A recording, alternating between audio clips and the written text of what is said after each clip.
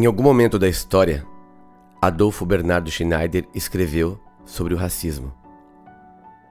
Eu, Marinaldo de Silva e Silva, que leio esses textos em homenagem à memória de Adolfo Bernardo Schneider, encontrei entre seus pertences, entre seus documentos, esse texto que não é datado, mas foi datilografado, e por ser um tema tão pertinente na contemporaneidade de 2025, eu acredito que sempre tenha sido, mas onde as discussões hoje em dia são mais afloradas em prol da diversidade e da nossa miscigenação, eu acho que esse registro pode ser um achado. Racismo. Racismo? Lógico que havia racismo nas antigas colônias agrícolas fundadas pelos alemães em Santa Catarina.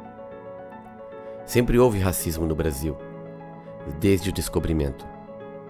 Tenho certeza de que os tripulantes da frota descobridora não se consideravam irmãos dos índios, que surgiam nus da selva brasileira.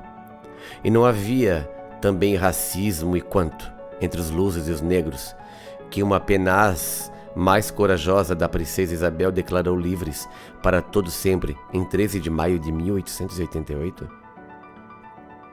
E que dali em diante viviam em um nível de vida que muitas vezes era mais baixo do que o da própria escravatura. Era o racismo, nu e cru, como está descrito nos livros. Até 1888 não havia favelas, nem no Rio de Janeiro, nem na Bahia.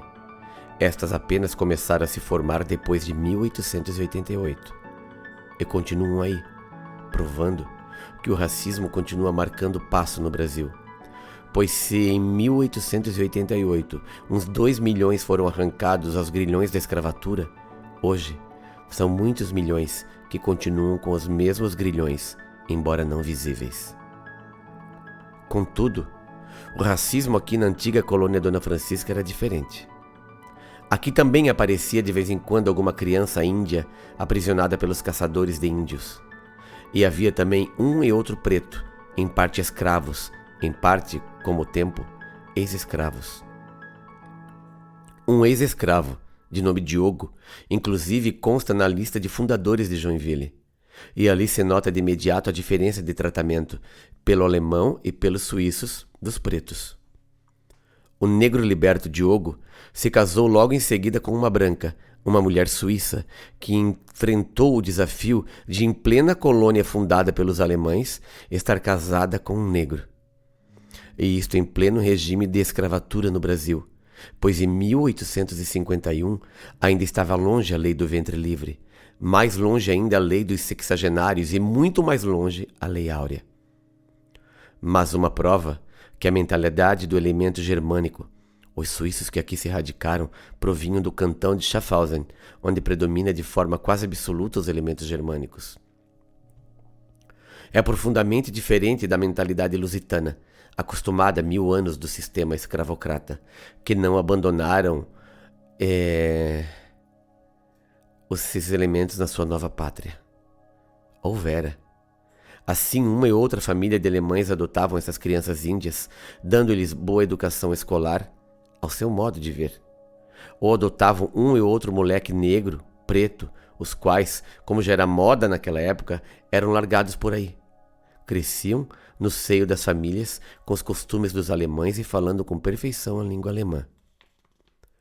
Mas o preto Diogo não fora libertado por alguma família de lusos, mas por uma família de comerciantes hamburgueses, estabelecidos por algum tempo no Rio de Janeiro, que, findo o seu estágio na capital do Império e prestes a voltarem para sua terra natal, consideraram um crime vender o seu fiel servidor Diogo. Antes de partir, deram-lhe a liberdade. Há séculos, o alemão odeia a escravatura, a escravidão. Também mais tarde, com a colônia estabilizada, não se podia falar de racismo entre os alemães aqui radicados. Sobre esse assunto até existe uma série de anedotas de sabor especial, dos quais eu me proponho a contar uma especialmente saborosa. Uma família de colonos alemães havia adotado um moleque, Certa feita, um fiscal de estradas da prefeitura de Joinville, de nome Joaquim Canuto, ao fiscalizar a estrada da ilha, onde moravam aqueles colonos, queria falar com o chefe da família. Apeou de sua aranha, entrou na propriedade e bateu palmas. Surgiu o Pretinho, a qual o senhor Canuto explicou em sonoro português. Eu preciso falar com o patrão. Aí o Pretinho, na porta, se virou para dentro e falou, papá. Eu me nego a ler em alemão, mas o menino falou em alemão. Pai, aqui fora está um caboclo que quer falar com você. O Pretinho falou tudo em alemão. Alguma coisa do tipo, papá, hier draußen steht ein Cabocler, der mit dir sprechen. Nada de senhor, nem para cá nem para lá. O alemão aboliu há muito tempo o tratamento de senhor para o pai ou de senhora para a mãe. Simplesmente tu ou você. Mas esta anedota é típica para se compreender que nesta antiga colônia de imigrantes alemães não havia racismo no significado que se dá geralmente a esta palavra.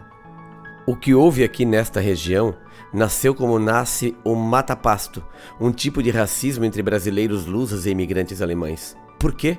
Não sei, não vi diretamente, apenas concluo de sua existência pelo que ouvi quando criança. O exemplo clássico para esse tipo de rixa é o de um juiz de direito, o primeiro que veio para Joinville ainda no século passado. Nascido em Minas Gerais, foi nomeado juiz em Curitiba e de lá foi transferido para Joinville. Veio para cá com família, mulher e filhos. Como contei mais acima, havia sido antes juiz em Curitiba e nestas funções havia dado um parecer favorável à província do Paraná na velha questão de limites entre os dois estados, desde os tempos coloniais. Na época ainda não se tratava do contestado, que sugou apenas após 1916. O que havia era uma questão a que estado, ou província, porque era tempo do Império, pertencia à região de São Bento do Sul. Mas o pessoal daqui, sempre alerta, sabia do caso e quando o dito juiz se apresentou em Joinville para assumir, não encontrou nenhuma casa para alugar. E a escola também estava com a matrícula fechada. Fui obrigado a morar em São Francisco do Sul, pelo menos no primeiro tempo. Depois que o mesmo ficou mais conhecido e demonstrou ser persona grata, estas arestas iniciais foram desaparecendo. As amizades, mesmo entre etnias, se foram formando e tudo terminou na maior harmonia. Não houve propriamente racismo. O que houve foi propriamente um movimento de apoio integral ao governo do estado, que defendia a posse para Santa Catarina dessas terras de São Bento do Sul, margem esquerda do Rio Negro, uma posição mantida de igual forma, quando mais tarde surgiu a questão da posse das terras, onde hoje se localizam os municípios de Mafra, Itaiópolis, Canoinhas e Porto União. Mas com o tempo, as coisas se foram ajeitando. Também em Joinville já haviam encontrado o jeitinho todo brasileiro de limar arestas, eventuais arestas. Nova aresta surgiu quando o filho do juiz chegou à idade de se casar. Gostava de uma das filhas de um casal de imigrantes alemães muito ricos, donos de muitas terras, restaurante, hospedaria, açougue, etc., na rua principal. Um belo dia, o jovem se vestiu da melhor forma possível. Filho de juiz, né? Também até emprestou o reloginho do pai com aquela rica corrente de ouro de lado a lado no colete e foi pedir ao futuro sogro a mão de sua filha. Então ouviu um discurso bem formulado do moço. Cofiou a barba e perguntou naquele seu português cheio de R's. Está bem, do que você vive? Eu sei que você é filho do nosso juiz, mas qual a sua profissão? Eu trabalho junto com meu pai, eu sou tabelião. Mas essa profissão aqui em Joinville não rende. Pelo menos não rende o suficiente para sustentar uma família. Você precisa aprender uma outra profissão. Depois você volta a falar comigo. É preciso explicar aqui que este fato aconteceu quando ainda não havia aqui em Joinville, nem em outras partes do Brasil, os registros de imóveis, que só foram criados com a República, e isto funcionou em Joinville apenas na primeira década do século em curso. As propriedades que os imigrantes adquiriam da Companhia de Colonização ou do domínio Dona Francisca. Estas entidades passavam escritura particular, embora reconhecidas pelo governo imperial, e depois pelo republicano, mas que assim mesmo, para valerem mesmo, tinham que ser registrados depois da criação dos registros de imóveis.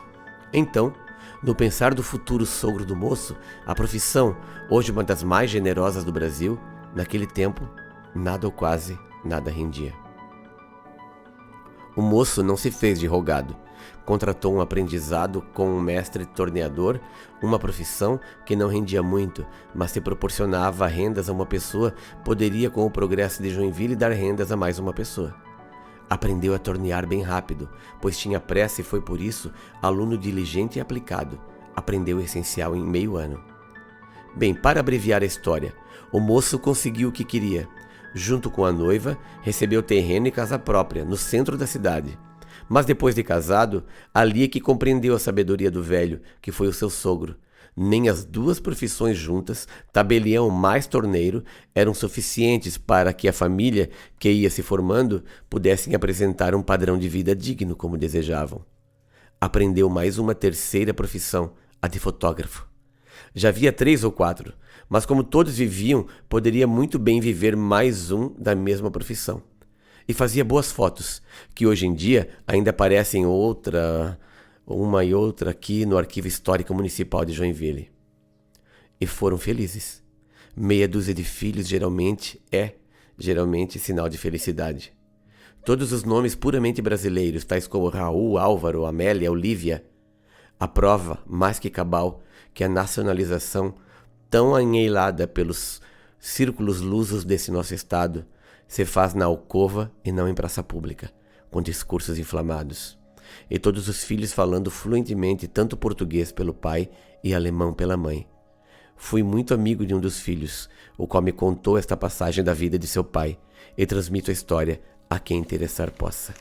Afinal, racismo não é de uma cor, é de todas.